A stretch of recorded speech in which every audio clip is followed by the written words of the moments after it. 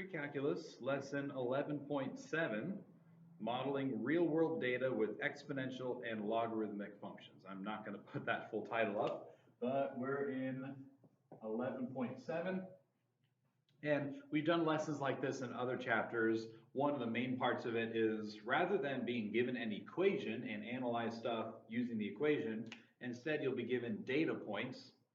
And one of the things that this lesson involves is based on the data points, looking at a graph of the scatter plot, does it look like this would be better modeled as an exponential function or better modeled as a logarithmic function? And then using your graphic calculator to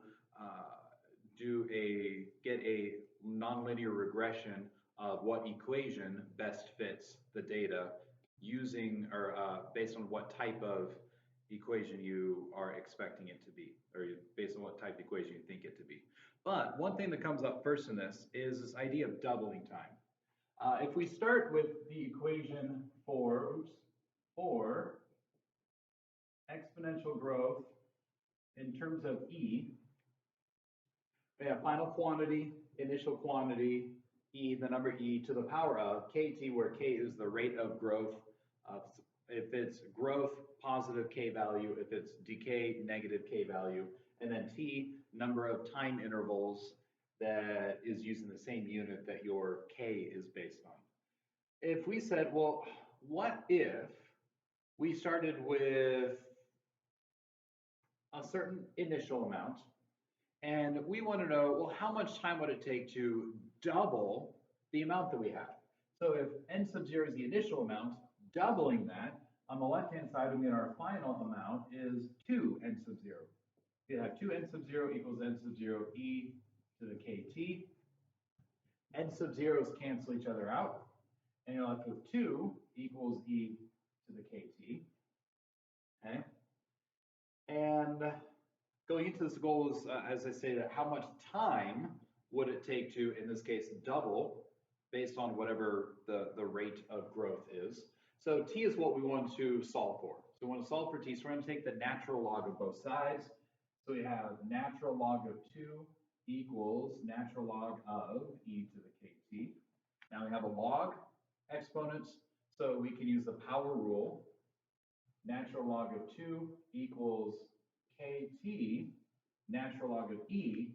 Now natural log is log base e. Log base e. So we're basically asking e to what power equals e? Well, e to the first power equals e, so this just becomes 1. So we're left with kt on the right-hand side. The goal again was to solve for time.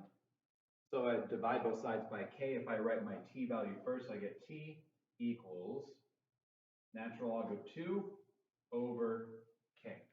And this was our doubling time equation. If you wanted tripling time, natural log of 3. If you don't know how much time it takes to quadruple, natural log of 4. So let's just say we have a rate of growth of 12%. And we want to see how much time it takes to grow. So let's just see, we'll say let k equal 12% and find doubling time. Doubling time. All right, I'm going to plug 0.12 into that and solve for t. So I get time equals natural log of 2 over 0.12, and that's just a plug and chug in your calculator.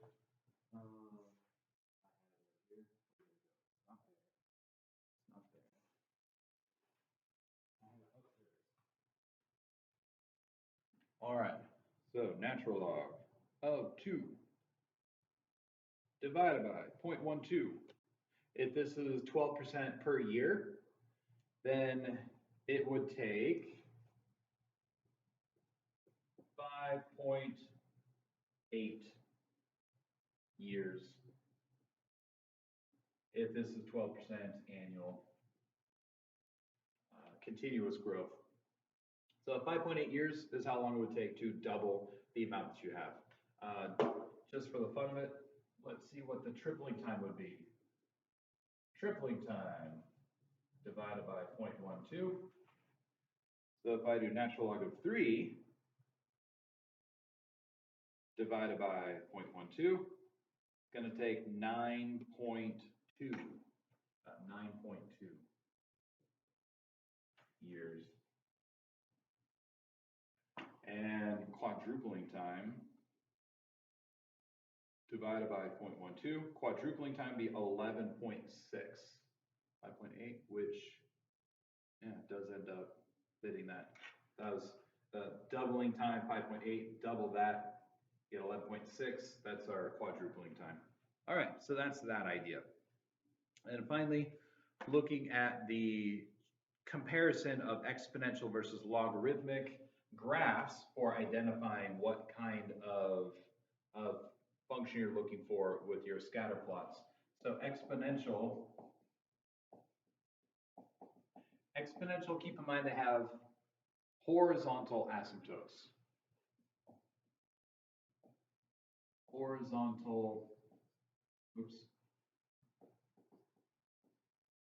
Asymptotes. So growth is going to look like this, horizontal asymptote, and then it grows from there. Decay starts big, comes down, levels off, horizontal asymptote. All right, so that's exponential. If we look at the same thing, I'll erase this and put it over there because I don't want that to get too hard to see. Logarithmic, same thing. Markers are not erasing well on me. Probably time to replace that eraser. It is. Sorry to put this set up for me. First thing I'm doing today. All right, that's right. Logarithmic. Keep in mind vertical asymptote.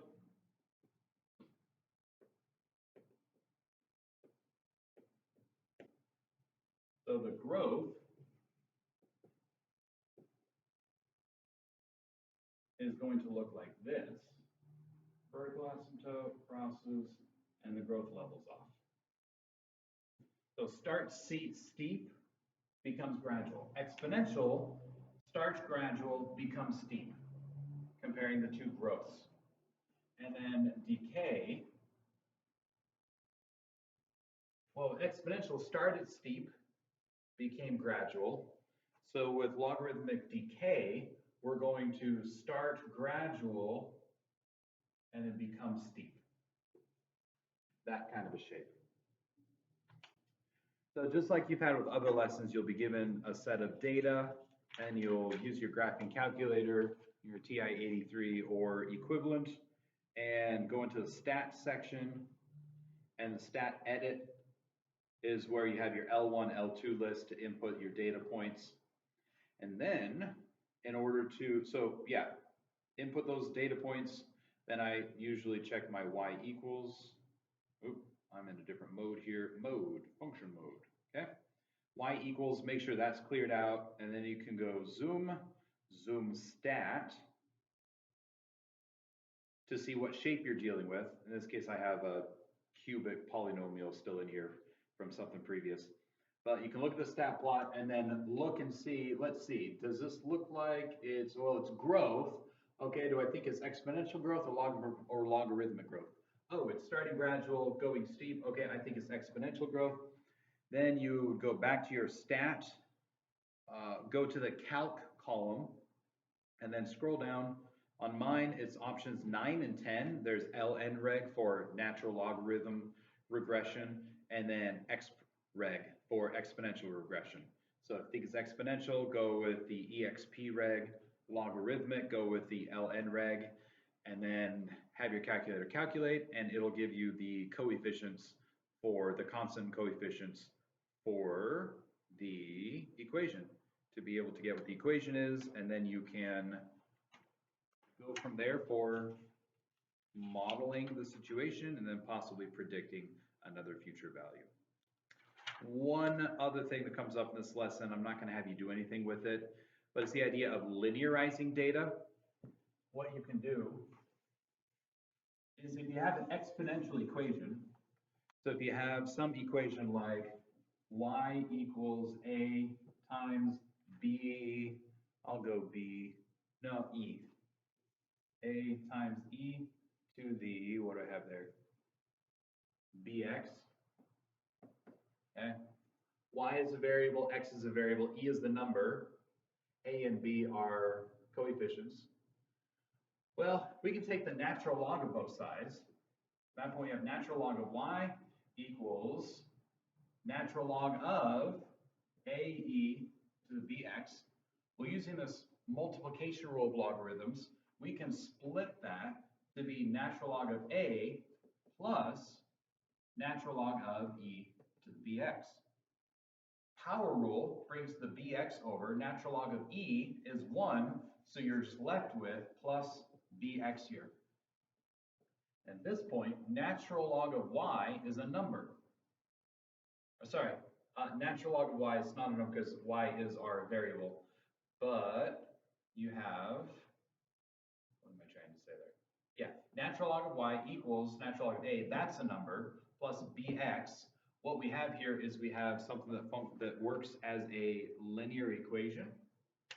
And this is, I've mainly seen this in some stats related stuff where you can linearize the data, and rather than dealing with this exponential curve to deal with, you are now dealing with something that when plotted would be a line, and it's easier to analyze certain aspects of the data that you're dealing with when it's been linearized. And anyway, just wanted to throw that idea in front of you, but I'm not going to have you bother with it for homework wise. So that wraps up chapter 11. So let me know if you have questions. Hope it's going well, and I'll see you later. Thanks.